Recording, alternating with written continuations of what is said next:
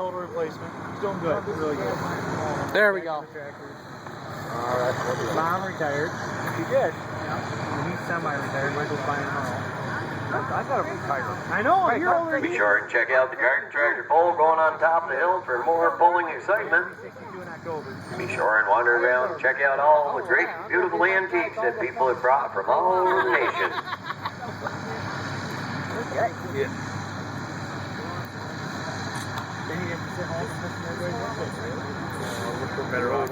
Yeah.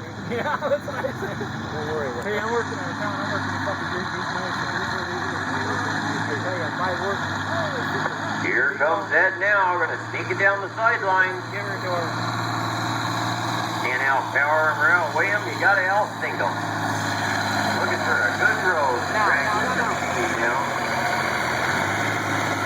Power shift coming into play already. 40-20 power shift, a very sought after tractor by collectors. Seen him sell for well over $22,000. Twice what they sold for new.